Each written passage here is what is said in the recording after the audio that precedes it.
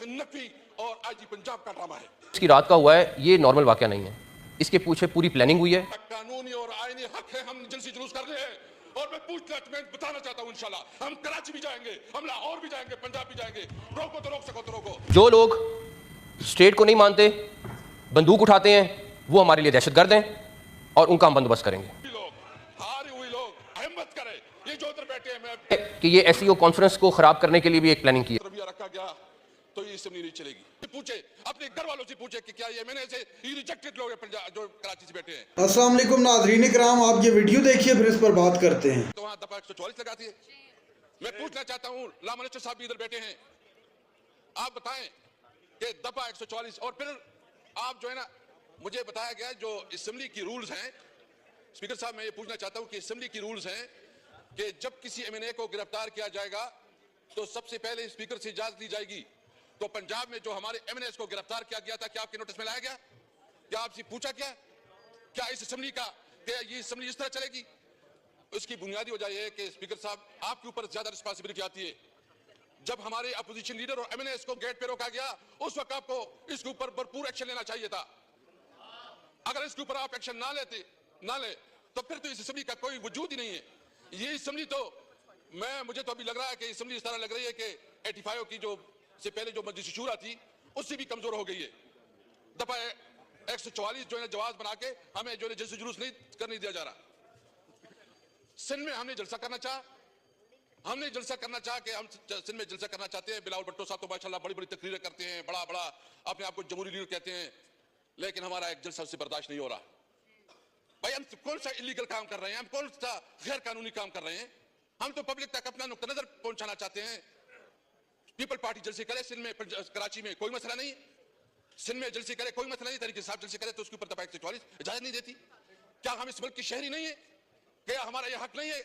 क्या आईन और कानून हमें यह हक नहीं देता कि हम अपने मुल्क में अपनी बात लोगों तक पहुंचा सके? हमने तो सिर्फ इतनी बात की है कि जो ये इलेक्शन हुआ है ये बदतरीन रिग इलेक्शन हुआ है, इसमें अवाम की मैंडेट को बुरी तरह पामाल किया गया है।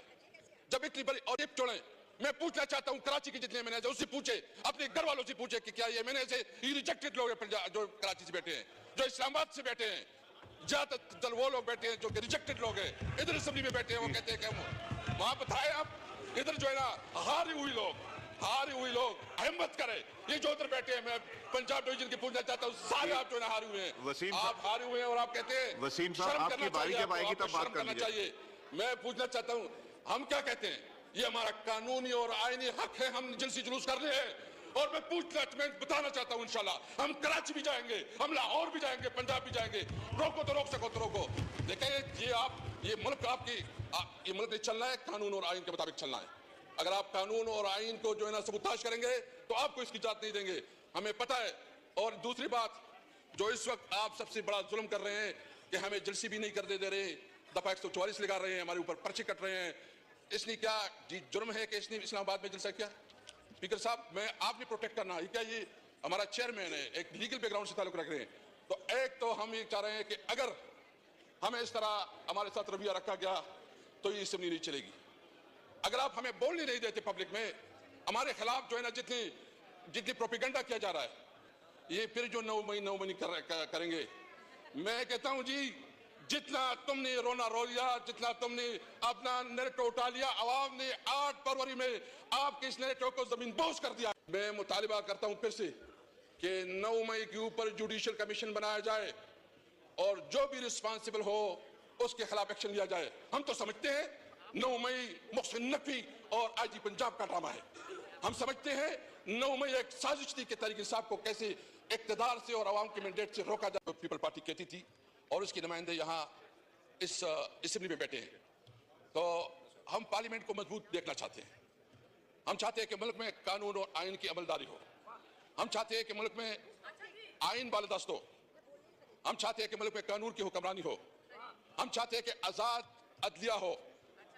इस तरह अदलिया नहीं जिस तरह इस्लामाबाद में 6 जजों के साथ किया गया, जिस तरह उसकी तज़हीक की गई, उनको दबाया डराया गया। हम चाहते हैं कि अदलिया आजाद हो और आजाद फैसले करे। हम चाहते हैं कि मुल्क में सिविलियन सुप्रीमेसी हो। हम चाहते हैं कि मुल्क में सिविलियन सुप्रीमेसी हो और कानून अपना रा ले। मैं इस हवाले से अभी जो सब कुछ हो रहा है, मैं पूछना चाहता हूं कि क्या बुनियादी वजह है कि हमें जिलसे करने नहीं दिया जा रहा। हम समझते हैं कि 47 के पैदावार हुकूमत है, कभी जो है ना इस वक्त 3 प्राइम मिनिस्टर है, एक शहबाज शरीफ साहब है, दूसरा भी नया बन गया माशाल्लाह डिप्टी प्राइम मिनिस्टर, और एक जो है ना मोहसिन नकवी जो जिसके पास सारे पावर्स है, असल ताकत का असल चश्मा उसी के पास है, और उधर जो है ना सारे फैसले वही कर रहे हैं। लेकिन इसके बावजूद हम चाह रहे हैं कि हाउस चले। भाई की बात का जवाब दे दूं कि एपेक्स कमेटी जो है, जो भी नेशनल एक्शन प्लान के फैसले हुए थे उनको रिव्यू करती है, सूबों के साथ कोऑर्डिनेशन करती है, फेडरल गवर्नमेंट के महकमों के साथ कोऑर्डिनेशन करती है। पार्लियामेंट सुप्रीम है, सुप्रीम रहेगी, इसमें किसी को कोई शक नहीं होना चाहिए। पहली बात नहीं सर है, मैं दिखाऊंगा। अच्छा, उसके बाद वो तारड़ साहब आपको लीगल का जवाब तारड़ साहब दे देंगे। दूसरी बात मालिक साहब जो आपने की, कोई ऑपरेशन नहीं हो रहा।